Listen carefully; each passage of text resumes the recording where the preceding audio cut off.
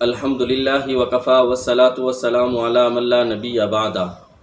آج صبح ہی میرے پاس ایک دوست نے ویڈیو بھیجی جس کے اندر مولانا احمد رضا خان کے دین اور مذہب کو ہر فرض سے اہم ترین فرض سمجھنے والا مفتی اقبال رضوی غیر معروف شخصیت ہیں۔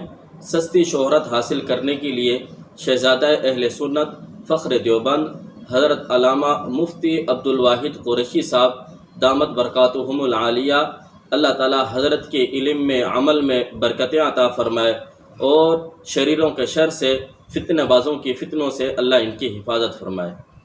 حضرت علامہ مفتی عبدالواحد قریشی صاحب جنہوں نے اہل باطل کی نیندوں کو حرام کیا ہوا ہے کہ اپنے جلسوں کے اندر باطل کے عقائد اور نظریات کو رد کرنا حضرت مفتی عبدالواحد قریشی صاحب دامت برکاتہم العالیہ کا ایک خاصہ ہے، جو عوامی انداز کے اندر بالکل سہل ترین انداز کے اندر عوام کو عقائد باطلہ کا ان کے سامنے رد فرماتے ہیں اور حق اور سچ ان کے سامنے رکھتے ہیں۔ اسی طرح ابھی حال ہی میں ایک جلسے کے اندر مفتی عبدالواحد قریشی صاحب دامت برکاتہم العالیہ سے جلسے کے آخر میں کسی نے سوال پوچھا، حضور پاک صلی اللہ علیہ وسلم کے لیے حاضر ناظر کا عقیدہ رکھنا جائز ہے یا نہیں؟ تو مفتی عبدالواحد قریشی صاحب دامت برکاتہم العالیہ نے عوامی انداز کے ساتھ حاضر کا معنی سمجھایا، ناظر کا معنی سمجھایا اور پھر بتلایا کہ اس معنی کے اعتبار سے حضور پاک صلی اللہ علیہ وسلم کے لیے حاضر ناظر کا عقیدہ رکھنا جائز نہیں ہے۔ اگر واقعی میں حضور پاک صلی اللہ علیہ وسلم کو حاضر ناظر تھے تو پھر مکہ سے مدینہ کی طرف ہجرت کرنے کی ضرورت کیوں محسوس ہوئی؟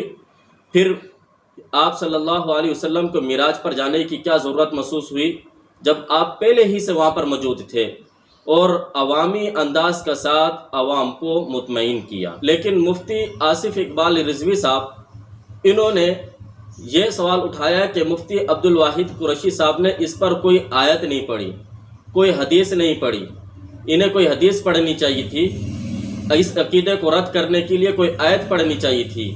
تو مولانا صاحب مفتی عبدالواحد قریشی صاحب کے بارے میں اگر تمہیں حاضر ناظر کے عقائد پر گفتگو چاہیے، آپ نیٹ پر ملاحظہ کر سکتے ہیں۔ حضرت علامہ مفتی عبدالواحد قریشی صاحب کی اس مسئلے کے اوپر کئی ویڈیو پہلے سے موجود ہیں۔ اگر کسی کو علمی پیاس بجھانی ہے تو وہ وہاں جا کر رجوع کر سکتا ہے۔ چونکہ عوام کے اندر گفتگو ہے تو عوام کے ساتھ گفتگو عوامی لہجے کے ساتھ ہی کی جاتی ہے۔ دوسری بات، مفتی آصف اقبال رضوی نے یہ کہی کہ جب ہم نبی اکرم صلی اللہ علیہ وسلم کی شان کو بیان کرتے ہیں تو ہمیں روکا جاتا ہے، جبکہ یہی باتیں یہ لوگ اپنے اکابر کے بارے میں ثابت کرتے ہیں۔ تو میں اس سے پوچھنا چاہتا ہوں کہ کس وقت علماء حق اور علماء دیوبند نے اہل سنت والجماعت کے ساتھ تعلق رکھنے والے کسی عالم نے آپ کو کب نبی اکرم صلی اللہ علیہ وسلم کی شان بیان کرنے سے روکا ہے؟ بلکہ ہم تو آپ کو یہی کہتے ہیں اور ہم خود بھی اس پر عمل کرتے ہیں، آپ صلی اللہ علیہ وسلم کی سیرت کو بتلایا جائے، آپ کی سیرت پر عمل کیا جائے، حضور پاک صلی اللہ علیہ وسلم کی سیرت کو اپنانے کی کوشش کی جائے، حضور کی سنتوں کو اپنایا جائے، بدعات جو معاشرے کے اندر پھیل چکے ہیں اس سے اپنا آپ کو بچایا جائے۔ ہمارا تو یہی کہنا ہے۔ ہم نے کب منع کیا آپ کو کہ آپ حضور پاک صلی اللہ علیہ وسلم کی شان بیان نہ کریں، بلکہ حضور پاک صلی اللہ علیہ وسلم کی شان اس انداز کے ساتھ بیان کی جائے جو اللہ رب العزت نے بیان کی ہے۔ جناب رسول اللہ صلی اللہ علیہ وسلم کی شان اس انداز کے ساتھ بیان کی جائے جو رسول اللہ صلی اللہ علیہ وسلم نے خود بیان کی ہے۔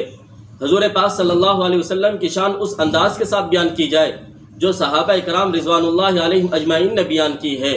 ہم اس سے منع نہیں کرتے، بلکہ حاضر ناظر کا عقیدہ نہ قرآن سے ثابت ہے، نہ حدیث سے ثابت ہے، نہ صحابہ اکرام رضوان اللہ علیہم اجمعین کے اقوال سے ثابت ہے، نہ تابعین سے ثابت ہے، بلکہ ائمہ اربعہ ان کے کسی بھی قول سے اس عقیدے کا ثبوت ملتا ہی نہیں ہے۔ تمہارا یہ عقیدہ حاضر ناظر کا یہ قرآن سے ثابت نہیں ہوتا، بلکہ تم اپنے اس عقیدوں کو ثابت کرنے کے لیے قرآن کو چھوڑ کر شیطان کے در پر جاتے ہو۔ تم قیاس کرتے ہو شیطان پر، شیطان فلاں جگہ پر موجود ہوتا ہے، اس لیے نبی پاک صلی اللہ علیہ وسلم بھی فلاں فلاں جگہ پر موجود ہوئیں گے۔ اس لیے اگر تمہارے پاس اس عقیدے پر کوئی دلیل ہے تو تم قرآن سے ثابت کرو، پتہ چلے گا حق کس کے ساتھ ہے اور باطل کے ساتھ کون کھڑا ہے۔ اب دیکھو کہ آپ لوگ عقیدہ حاضر ناظر کو ثابت کرنے کے لیے، اور جب حضور پاک صلی اللہ علیہ وسلم کے عقیدہ حاضر ناظر کو ثابت کرتے ہو تو حضور پاک صلی اللہ علیہ وسلم کی شان کو بلند کرتے ہو یا حضور پاک صلی اللہ علیہ وسلم کی شان کو داغدار کرتے ہو؟ میں آپ کے سامنے کچھ حوالہ جات رکھتا ہوں جس سے پتہ چلے گا اس عقیدے کو ثابت کرنے کی وجہ سے تم رسول اللہ صلی اللہ علیہ وسلم کی شان کو بیان نہیں کر رہے، بلکہ حضور پاک صلی اللہ علیہ وسلم کی شان کو گھٹا رہے ہو، حضور پاک صلی اللہ علیہ وسلم کی شان کے اندر گستاخی کر رہے ہو، حضور پاک صلی اللہ علیہ وسلم کی شان کو داغدار کر رہے ہو۔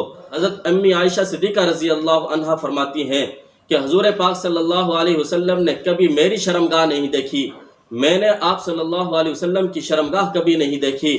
یہ ہے حضور پاک صلی اللہ علیہ وسلم کی شان، اس طریقے سے بیان کی جاتی ہے، لیکن تم اپنے اس گندے عقیدے کو، حاضر ناظر کے عقیدے کو ثابت کرنے کے لیے، نبی پاک صلی اللہ علیہ وسلم کی شان کو داغدار بنانے کے لیے اس عقیدے کو گھڑتے ہو، اور پھر حضور پاک صلی اللہ علیہ وسلم کی شان نہیں بیان کی جاتی بلکہ تم حضور پاک صلی اللہ علیہ وسلم کی شان کو گھٹاتے ہو۔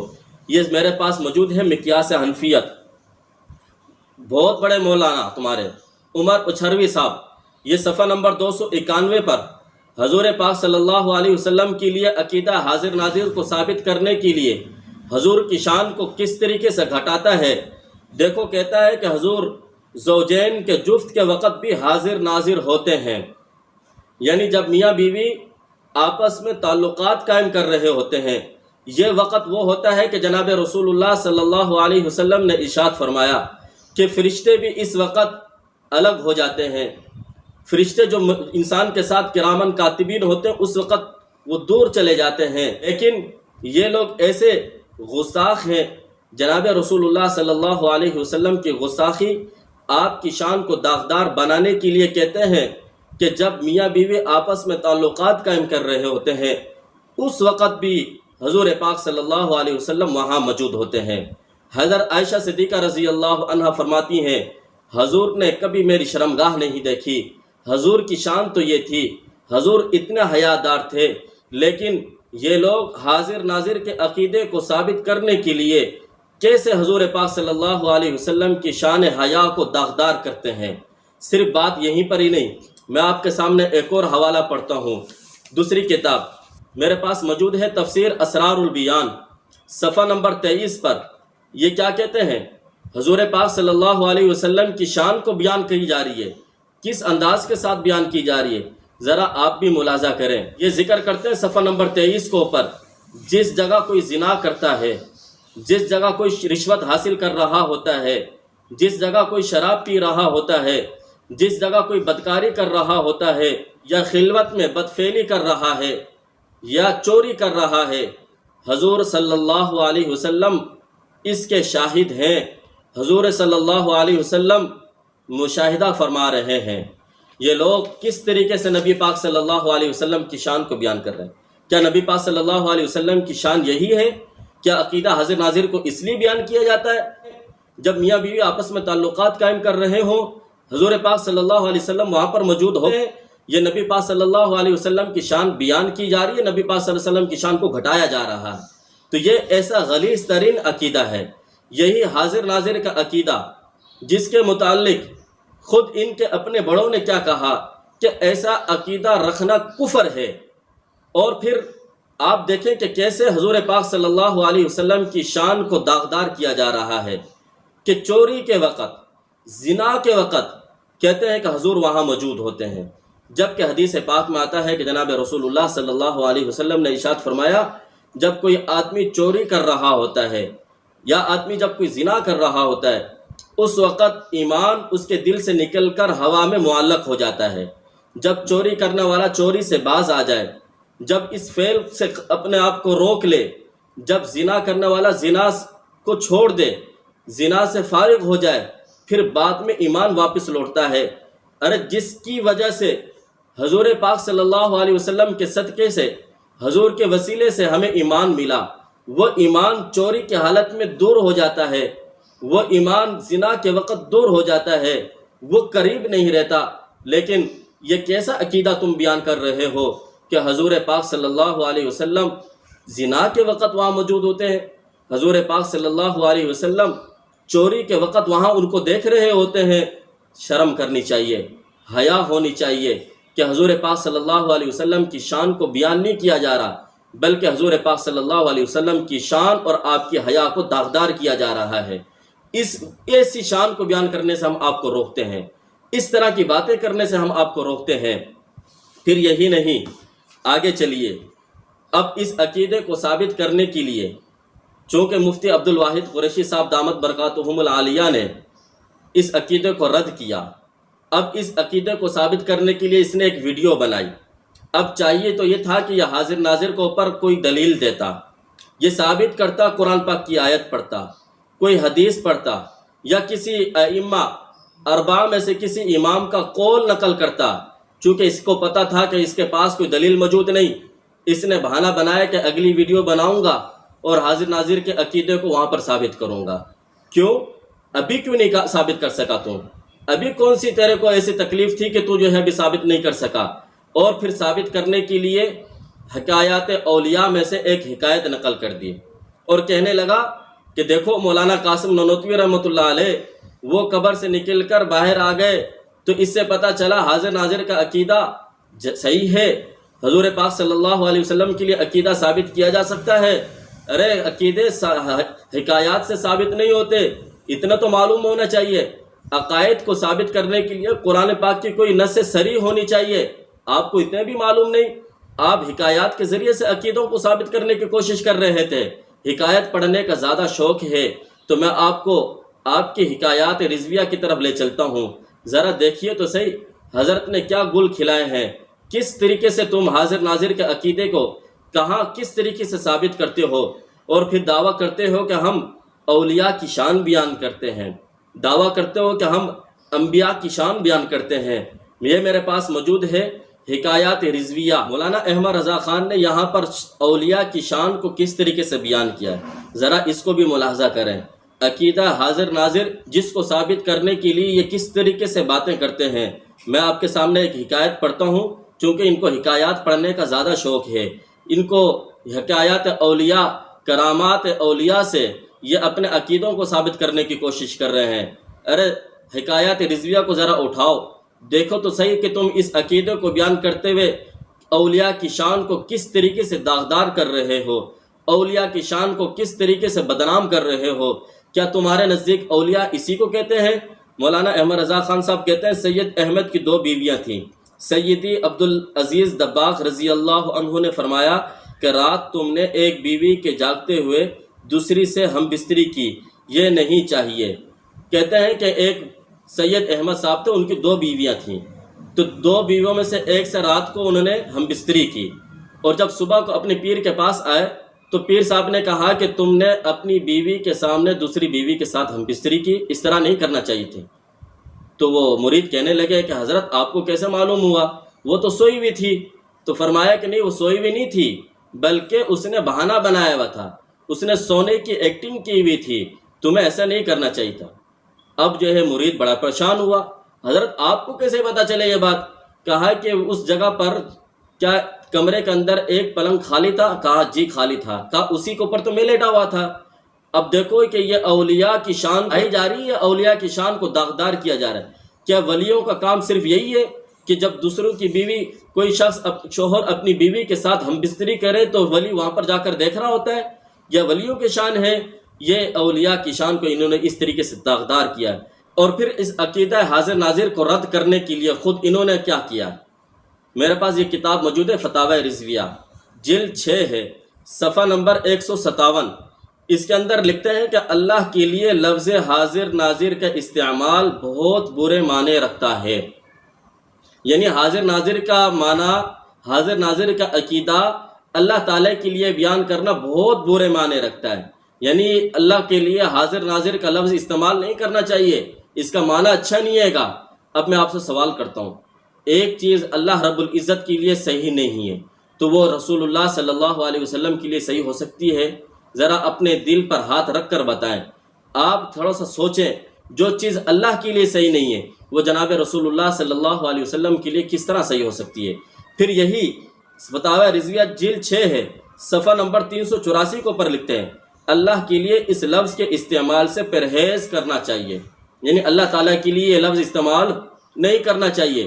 پھر اس نے ایک بات اور کہی کہ جب ہم جناب رسول اللہ صلی اللہ علیہ وسلم کے لیے یہ بات کہتے ہیں کہ آقا اپنے غلاموں کی قبروں میں تشریف لاتے ہیں تو ہمیں اس سے منع کر دیا جاتا ہے، ہمیں اس سے روک دیا جاتا ہے، ہمیں یہ بیان نہیں کرنے دیا جاتا. ذرا اپنی کتابوں کو کھنگالیں تو صحیح، اپنے بڑوں کو پڑھیں تو صحیح. آپ کے بڑوں نے لکھا ہی کیا ہے؟ میرے پاس یہ کتاب موجود ہے، زلزلہ، ارشد قادری صاحب نے یہ کتاب لکھی ہے. اور بڑے مزے کی بات یہ ہے، ابھی یہ دعویٰ کر رہے ہیں کہ ہم یہ کہتے ہیں کہ حضور پاک صلی اللہ علیہ وسلم قبر میں تشریف لاتے ہیں، حضور پاک صلی اللہ علیہ وسلم قبر میں تشریف لاتے ہیں. یہ زلزلہ کتاب موجود ہے، صفحہ نمبر 92 کو پر مولانا ارشد قادری صاحب کیا لکھتے ہیں؟ ہم اس بات کے مدعی نہیں کہ حضرت صلی اللہ علیہ وسلم تشریف لاتے ہیں، ہم اس بات کے مدعی ہیں ہی نہیں. ہم تو یہ دعویٰ کرتے ہی نہیں ہیں کہ حضور پاک صلی اللہ علیہ وسلم عاشقوں کے، غلاموں کے، اپنے غلاموں کی قبروں میں تشریف لاتے ہیں، یہ تو ہمارا دعویٰ ہے ہی نہیں.